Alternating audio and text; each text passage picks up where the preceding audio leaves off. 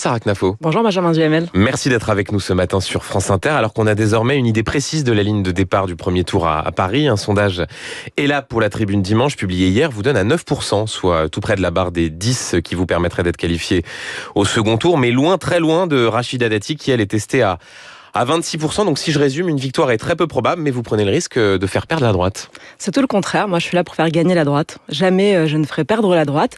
En 48 heures de campagne, je suis très contente d'avoir pris 4 points dans le sondage que vous citez, d'être aujourd'hui à 9 au seuil du second tour, comme vous le dites. Donc, je pense que la suite de la campagne pourra me mener bien plus haut. Je vais publier mon programme dans les tout prochains jours. Je vous invite d'ailleurs à le suivre et je ferai confiance ainsi à la liberté et à l'intelligence des Parisiens pour choisir leur futur maire de Paris. Pardon Sarah Knafo, mais quand c'est aussi serré entre un candidat socialiste et une candidate de droite, si vous réussissez à vous maintenir au second tour, ça peut se jouer à quelques points. Donc vous faites prendre un gros risque à Rachida Dati. Est-ce que vous nous dites ce matin, s'il y a le moindre risque, je me désisterai pour éviter que Rachida Dati ne perde la mairie de Paris? Regardez les choses différemment. Avant que je sois candidate, les chiffres étaient tout aussi serrés entre la droite et la gauche aujourd'hui à Paris.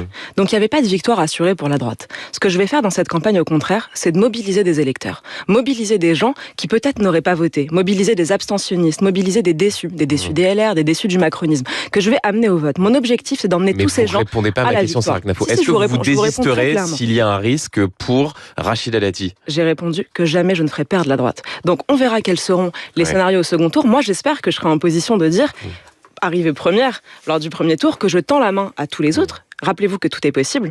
On a beaucoup parlé de Zoran Mamdani ces derniers jours. Il était à 3% l'an dernier. Il est aujourd'hui maire de New York. Faisons confiance à la liberté des Parisiens et croyons en la démocratie. Alors justement, Zoran Mamdani, ce qui est frappant dans ce début de campagne, Sarah Knafo, c'est vrai, c'est la tonalité que vous essayez de donner à votre campagne, une communication qui est inspirée du candidat de gauche Zoran Mamdani, élu maire de New York. J'ai bien regardé votre site internet. Il faut aller dans les mentions légales pour trouver une référence à votre parti, le parti fondé par Éric Zemmour. Reconquête, vous n'assumez pas qui vous êtes, Sarah Knafo? Alors c'est ce que j'allais vous dire justement quand j'ai entendu candidat de Reconquête à Paris. Je ne suis pas la candidate d'un parti. Je suis la candidate de tous les Parisiens. Ma liste s'appelle Une ville heureuse.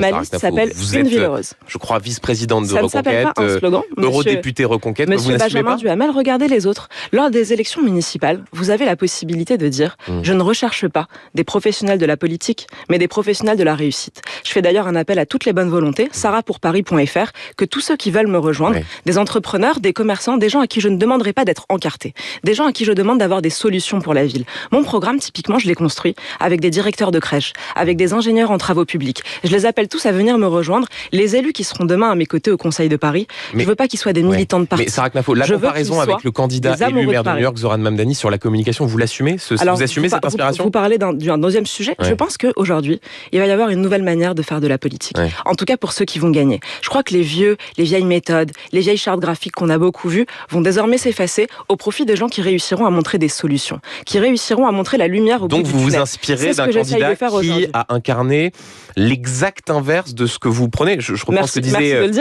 Éric Zemmour. Il disait que Zoran Mamdani, c'était le parti de l'étranger. Alors merci de le dire. Donc en fait, il y a du bon, il y a des bonnes idées à gauche, c'est ça? Il y a une bonne chose chez Zoran Mamdani, c'est que comme je vous l'ai dit, il était à 3% l'an dernier, il est maire de New York aujourd'hui. Ça, j'assume de m'en inspirer et nous verrons qui sera le maire de Paris le 22 mars prochain. Vous parliez de votre site internet Sarah Knafo. Ces 5 premiers jours de campagne ont été marqués par une première polémique. Vous avez appelé à des contributions sur votre site et vous avez dû fermer en catastrophe cette section après la publication de messages racistes. Non, il est ouvert. Je vais en citer un. Les négroïdes pullulent comme des cafards dans toutes les rues. Un message qui appelait à éradiquer les OQTF. Vous rajoutez à cela que les données des contributeurs ont été exposées. C'est un peu amateur comme début de campagne. Je vous remercie de le citer. Ça me permet de rappeler aux gens d'aller mettre leur contribution sarahpourparis.fr. Et qu'on ne peut plus voir sur votre site. Que s'est-il passé? Alors si maintenant il a été rouvert, heureusement, la démocratie est de retour. Que s'est-il passé? Il y a des petits malins d'ultra-gauche qui, avec la même adresse IP, vous m'entendez, la même adresse IP, les 2 messages que vous venez de citer, ont déversé sur le site des messages pleins de haine, des messages racistes, mais aussi des messages qui allaient à mon encontre et qui m'insultaient. Qu'est-ce qui vous fait dire que c'est l'ultra-gauche ou l'extrême-gauche? La même adresse IP, écoutez-moi, je vais peut-être finir ma phrase, la même adresse IP a posté ces messages que vous venez de citer, mais aussi des messages qui m'insultaient, personnellement. Quand on a vu cette même adresse IP, tout de suite on s'est dit on va supprimer tous ces messages puisque évidemment il s'agit d'une manipulation. À la seconde où nous les avons vus, mais vous n'avez aucune preuve que ce soit une manipulation, Sarah Knafo. Je vais finir ma phrase quand même, Benjamin Duhamel. Tout de suite ils ont été postés sur les réseaux sociaux. Donc alors à moins que Yann Brossat, David Béliard passent leur temps sur mon site internet à mettre réactualiser la page pour faire des captures d'écran et les mettre sur Twitter, c'est exactement ce qui s'est passé. Donc c'est une théorie du complot pour vous nuire, c'est ça ? Ça s'appelle pas une théorie. Ça s'appelle pas une théorie quand la même adresse IP. Vous croyez au fait, Benjamin Duhamel ? Vous croyez au fait ? Je crois que vous n'avez pas identifié cette adresse IP, donc on ne sait pas. Si je vous dis que la même adresse IP... Vous ne connaissez pas l'identité de ceux qui ont publié ces messages. Alors si je vous dis juste que la même adresse IP m'insulte moi, puis poste ces messages, est-ce que vous croyez que c'est un de mes soutiens ? Moi, je ne le crois pas. En revanche, ce que j'ai vu, c'est que sur ce site, vous avez des centaines de contributions de Parisiens, de vrais Parisiens, qui nous donnent leurs problèmes, qui nous disent ce qu'il se passe dans la crèche de leurs enfants, dans le périscolaire, qui nous disent ce qu'ils aimeraient pour leurs animaux, qui nous donnent leurs solutions pour Paris demain. Toutes ces contributions, je vais les utiliser. Je les utilise déjà. Je rencontre d'ailleurs les Parisiens lors de grandes consultations que je fais dans des cafés. Hier, au marché Convention. La semaine prochaine, dans le 17e arrondissement de Paris. Puis dans le 12e. Je les invite à venir à ma rencontre. Là, l'extrême gauche ne pourra pas pirater ces rencontres. Et je suis à leur écoute. Donc, pas de mea culpa. Un point sur votre programme. J'ai lu avec attention le fait que vous vouliez organiser des référendums à Paris. Tout à fait. Pour tout projet qui dépasse 10 millions d'euros. Absolument. Est-ce que vous savez combien par an il y a de projets à Paris qui dépassent 10 millions d'euros ? Il y en a très peu, justement. Donc, ça permettra de pouvoir en faire de manière régulière. Ça permettra d'en faire de manière régulière. Est-ce que vous savez combien il y a de projets qui dépassent 10 millions d'euros ? Dites-le-moi. Écoutez, entre 31 octobre 2024 et 31 octobre 2025, il y en a 80. Très bien. Formidable. Donc 80 référendums. Et pourquoi pas ? Est-ce que vous savez combien de référendums il y a en Suisse ? Donc vous allez appeler les Parisiens et Parisiennes 80 fois par an à voter sur ces projets ? Absolument, ils peuvent même voter d'ailleurs le même jour pour plusieurs projets. Vous savez comment ça se passe en Suisse, Benjamin Duhamel ? Vous faites pas une grande confiance à la démocratie. Moi je pose des questions et je souligne peut-être la difficulté logistique à appeler au vote 80 fois les Parisiens et Parisiennes. J'ai le sentiment que vous trouvez absurde de demander aux Parisiens leur avis pour des projets. Non mais je vois votre regard, j'ai l'impression que vous considérez comme absurde d'appeler les Parisiens à choisir leur propre destin. Vous savez, quand vous leur imposer des projets dont ils seront les seuls à subir les conséquences. Peut-être que ce serait bien de les appeler au vote. Ils peuvent voter d'ailleurs le même jour pour plusieurs projets. Ça se fait exactement de la même manière en Suisse. Moi, demain, je veux gouverner Paris comme la Suisse. Je veux être la maire la plus démocratique que les Parisiens aient connue et je veux qu'ils décident eux-mêmes pour les conséquences qu'on va leur appliquer. Une dernière question, Sarah Knafo. Je me suis replongé dans les archives des précédentes élections municipales à Paris. En 2014, les deux principales candidates étaient des femmes, ce qui avait justifié ce commentaire d'un certain Éric Zemmour le 26 mars 2014, ouvrez les guillemets. Les femmes n'expriment pas le pouvoir, elles n'incarnent pas le pouvoir, c'est comme ça, le pouvoir s'évapore dès qu'elles arrivent, tout en précisant que seules les femmes qui ont, je cite, des valeurs masculines peuvent réussir à exercer le pouvoir. Est-ce que le pouvoir s'évapore à votre contact, Sarah Knafo ? On est bien chez France Inter, ça fait vraiment plaisir d'être là. Pourquoi vous faites même rire vos collègues. Je me disais bien que ça faisait 8 minutes sans référence à France Inter, mais il a fallu que vous le fassiez.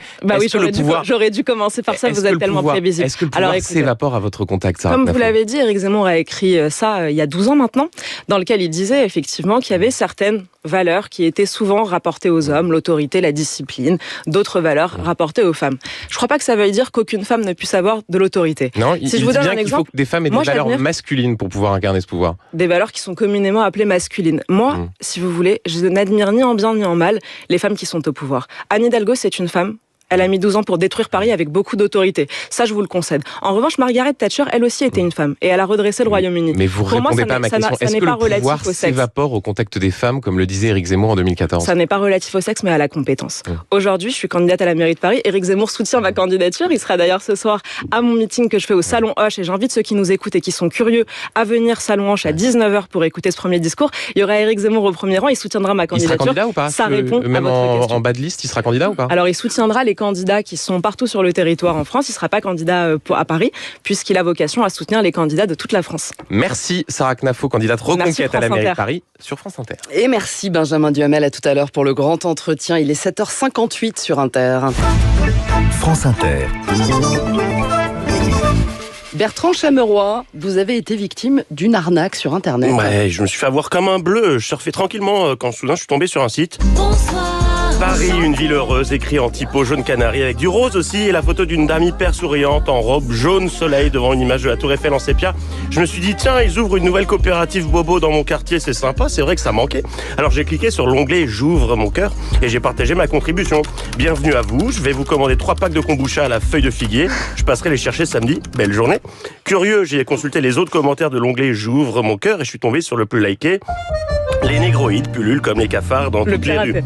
Allez, on y revient. Et même en typo flashy, ça le fait moyen pour un nouveau commerce qui se lance. Mais je n'étais pas sur le site d'un bar à kéfir associatif, mais sur celui de Sarah Knafo pour les municipales, qui a visiblement, et je crois à cette théorie, été piraté par des gauchistes voulant décrédibiliser sa campagne. Car je vois mal les électeurs Reconquête poster des messages racistes. Ça ne leur ressemble pas. Bon, tant pis pour mon kombucha à la figue. Je me suis fait avoir par la nouvelle idéa de Reconquête, alors que si j'avais lu le nom du site, j'aurais compris tout de suite où j'étais. sarahpourparis.fr, c'était écrit.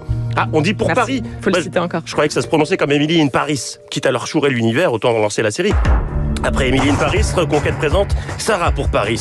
Trentenaire dynamique et souriante, Sarah décide de s'installer à Paris, à l'hôtel de ville. Son objectif, que les franciliens de souche se sentent de nouveau chez eux. À peine lancée, Sarah peut compter sur le soutien de ses amis dans la capitale. Pascal, tenancier de son café du commerce favori, ou encore Laurence, publi reporter, présidente de la marque JDD, qui hier nous permettait de suivre les aventures de Sarah en campagne, sur le marché, au bar à huîtres, dans un bouillon autour d'un aligot acclamé par les passants. Sarah, on t'adore, tu vas tous les bouffer. Des amis, Sarah en a plein. Il y a aussi Daniel, Françoise, Michel, Henri et tous ceux dont les données personnelles ont fuité du site de campagne. Ah, mais il y a aussi Gilles. Bonsoir, Sarah Knafo. Gilles Boulot. Elle en a de la chance, Sarah.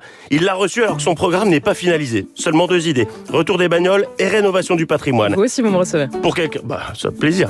Pour quelqu'un qui déplore son traitement dans les médias, Sarah est quand même reçue en moins d'une semaine dans le premier JT d'Europe et dans la première matinale de France. Merci à vous. Chance que n'a pas eu Rachida Dati qui se contente de faire campagne sur TikTok avec son compte Rachida du 75 test des métiers le temps d'une vidéo. Pour Paris, Sarah est prête à tout, y compris faire alliance avec la TikTokeuse. Car changement d'image oblige, si Sarah compte désormais une robe jaune dans son dressing de campagne, elle n'a pas oublié les vestes que s'est prise Reconquête aux dernières élections. 7-7 à la présidentielle, 5-47 aux européennes et 0-75 aux législatives. Alors Sarah, Paris deviendra-t-elle une ville propre grâce aux voitures magiques? Les Parisiens seront-ils enfin heureux grâce à la rénovation de l'orgue de l'église Saint-Nicolas du Chardonnay? Privatisera-t-elle France 3 Île-de-France? Réponse dans le prochain épisode de Sarah pour Paris. Merci Bertrand Chameroy. Vous écoutez la grande matinale de France Inter, il est 8h.